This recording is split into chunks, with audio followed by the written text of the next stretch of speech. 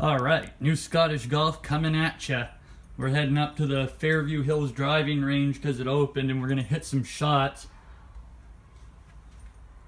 You know, to get into the practice. I'll get a practice session on video with my main set, but he's got a pile of vintage clubs looking around, so we're looking for, I believe, a 4-wood, because a 5-wood would probably just be the friggin' 3-iron, and everything's a 1-club difference back in the day.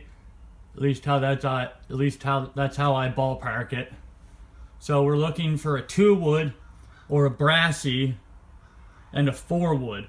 So the normal, literally vintage transformation where it's a vintage set but set up like, well, you'd expect more towards the 80s and late 70s and the 90s before titanium drivers really took off. At like the tail end, like 85, you started to see them, and by like the 90s most people were playing titanium drivers.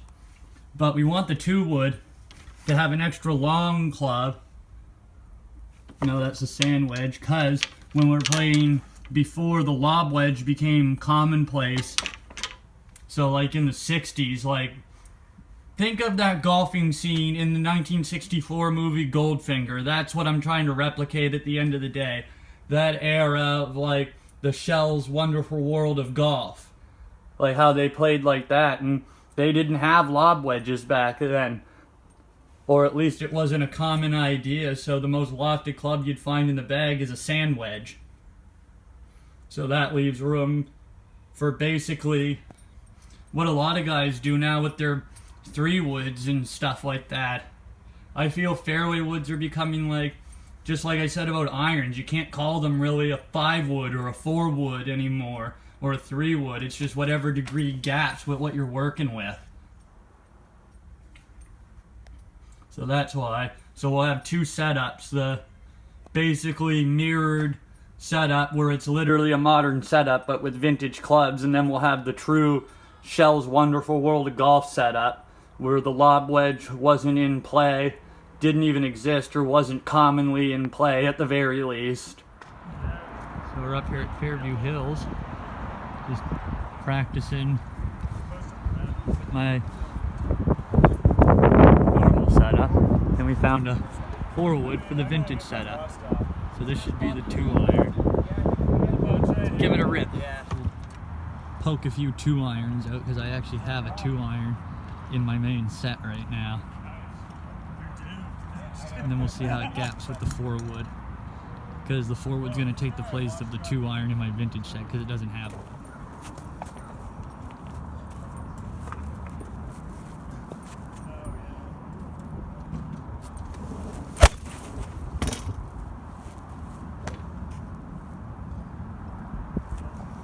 You can get the best strike on that one.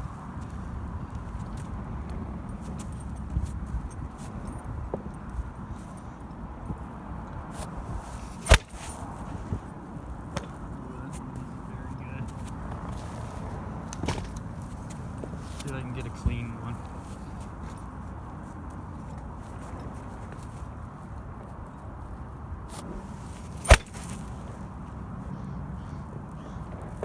I'm lifting. Just afraid I'm going to hit that camera. I don't feel like, I mean, it doesn't feel like, I don't feel like I have any control at all. Let's grab this.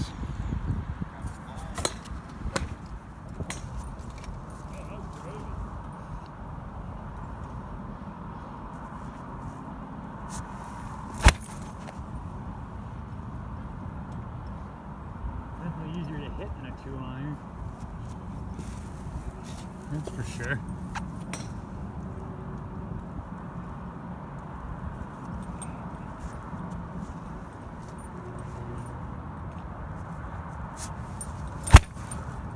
Ooh, that was bottomy, but I got away with it.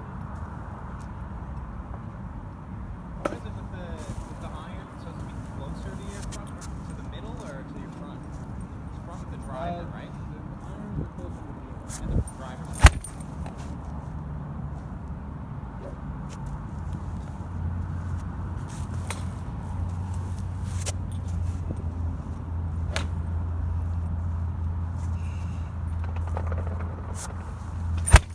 that's been going to e-golf.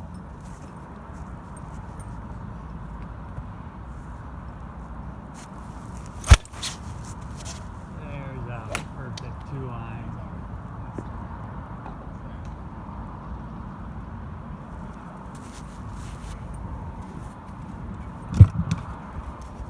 Let's try the 4-wood again.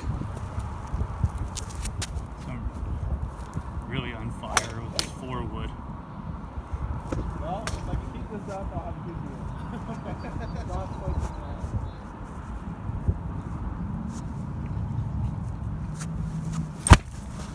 Oh! Whoa! Where the hell did that come from? That's a super mulligan.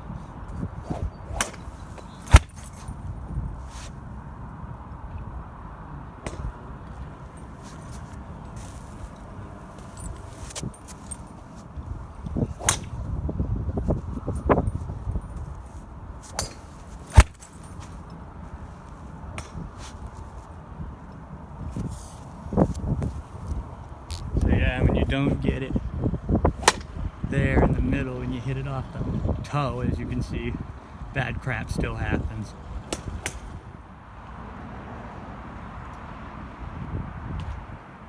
Finally, we hit some golf shots in the great outdoors. Like, I always still play at Patrons when I don't have a tee time at a golf course. I like seeing the numbers I actually hit it. Like, when I'm on the course, I can laze something with a rangefinder and be like, okay, I was aiming at something 150 yards away and my ball's 5 yards short, so I can be like, yeah, give or take, that's how far I hit the shot if I didn't make the mark. And I find that's when I'm using a rangefinder more. Like, it's nice to know the exact yardage, but I was always able to ballpark. This is my first time in the last, I'd say, year I started playing with a rangefinder. So I just use it more, A, because it's good to know the distance, but I think it's a skill to be able to look at a shot and pick a club. But it is handy to be like, okay, I missed that by 5 yards, or I'm right on, and have the number.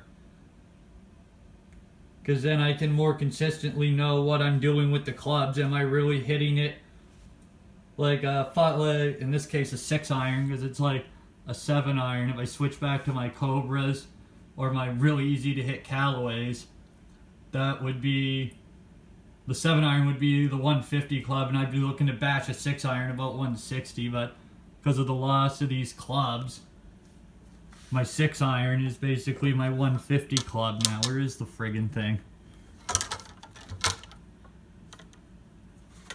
I was like, good lord, did I leave my 6-iron there? So that's basically a modern 7-iron. And I don't even want to say that. These are just more traditionally lofted clubs. Like, generally you find these lofts in like more traditional. Like, look at Tiger Woods' setup. I think his 3-iron's like 22.5 degrees, something like that. But don't put me on the record on that. This 3-iron's 22 degrees. So it's just becoming the point. I really like what Ben Hogan Golf does, and I think more manufacturers should do it. Is just like the trend over the last couple years with wedges. We really don't, like, I just called them, like, I'd call that a gap wedge if I wasn't carrying a 9-iron that was as lofted as a pitching wedge.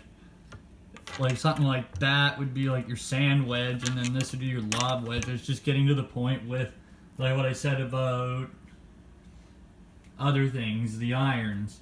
It's more about what gaps and what numbers are printed on the clubs. So your lofts are actually, in my opinion, the most important numbers.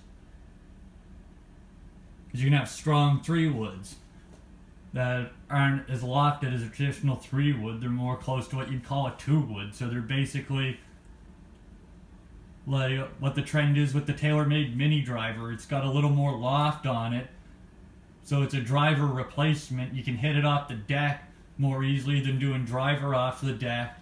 So it's basically a second long bomb club. That's my golf theory for the day is loft is more important than the number that's printed on the club, because it can vary from not only how old the clubs are, but from manufacturers too.